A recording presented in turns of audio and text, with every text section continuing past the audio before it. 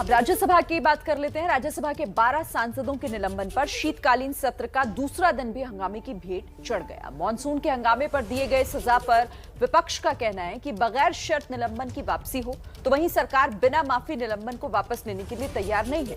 लेकिन बात यहीं पर खत्म नहीं हो रही है। विपक्ष इस निलंबन को कानूनी रूप से भी गलत ठहरा रहा है।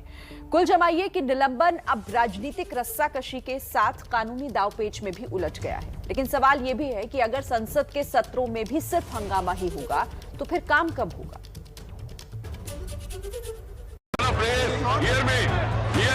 Sit down, Mr. Venugopal. This is not the way. You can make a point. You can't make a statement. No, I said you are giving me lessons. Government don't precipitate. ये जिस प्रकार की घिनौनी हरकतें, whistling, hooting. Order and insult of democracy, please.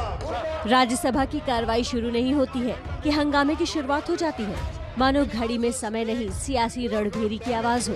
12 सांसदों के निलंबन पर न तो विपक्ष झुकने को तैयार है, न सरकार।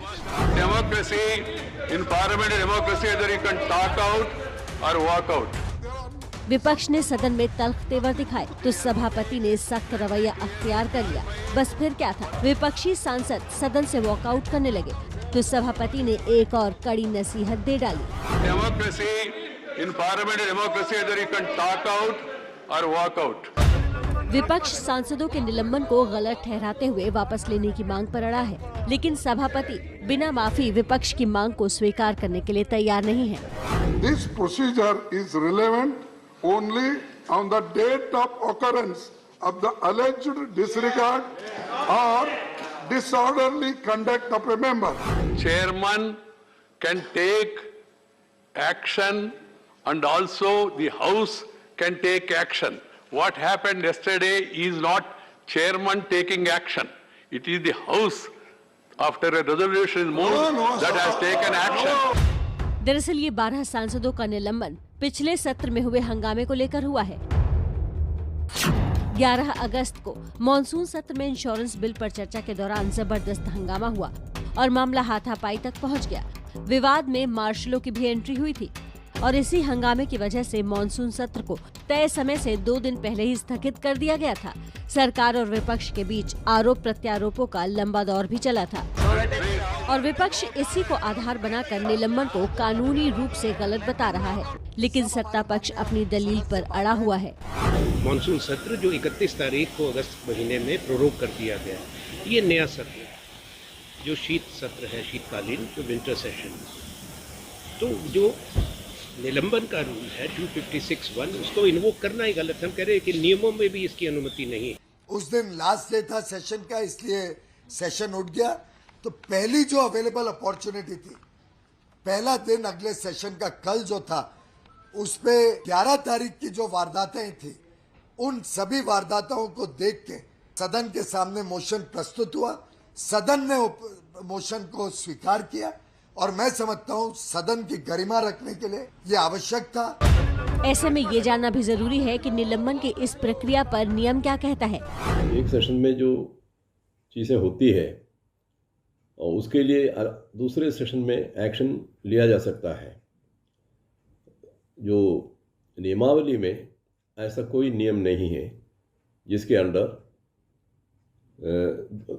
एक सेशन में जो चीज़ें होती है उसके लिए दूसरे सेशन में एक्शन लेना ये संभव नहीं है। राज्यसभा में सांसदों के निलंबन के मुद्दे पर विपक्ष ने वॉकआउट किया है और फिलहाल समूचा विपक्ष इस वक्त जो हम देख सकते हैं कि एक साथ गांधी प्रतिमा पर प्रदर्शन के लिए जा रहा है। ये समूचे विपक्षी सांसद पहुंचे हैं गांधी प्रतिमा पर विरोध प्रदर्शन करने के लिए, यही कहते हुए कि ये लोकतंत्र का अपमान है, क्योंकि विपक्ष का काम है जनता के मुद्दों को उठाए और जनता के मुद्दों को उठाने के मसले पर ये कार्रवाई की गई है।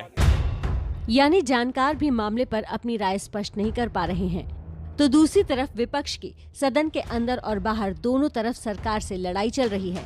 सरकार निलंबन वापस लेने को तैयार है, लेकिन माफी के साथ, और विपक्ष का कहना है कि वो माफी नहीं मांगेंगे। पूरा सदन चाहता है कि सब हमारे माननीय सदस्य भाई बहन आए, सदन की कार्रवाई अच्छी तरीके से चले, वो माफी मांगे। जो गलत काम, गलती किसी से भी हो सकती है।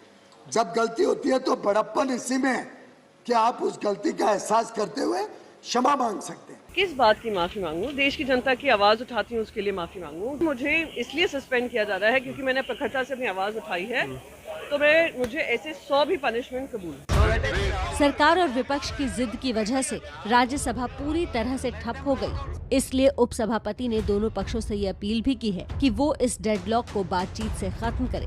नेता सदन और माननीय नेता प्रतिपक्ष मिलकर के इस पर परामर्श करेंगे और रास्ता निकालेंगे। मैं पुनः उसकी पुनरावृत्ति कर रहा हूं जो माननीय चेयरमैन साहब ने कहा। खबरों के मुताबिक उपसभापति की इस अपील का दोनों पक्षों पर कुछ असर भी हुआ है।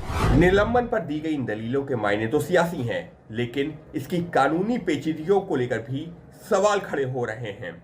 सवाल ये कि क्या पिछले सत्र के दौरान किए गए किसी हंगामे की सजा अगले सत्र के दौरान दी जा सकती है, और क्या संसद के इतिहास में इससे पहले कभी ऐसा हुआ?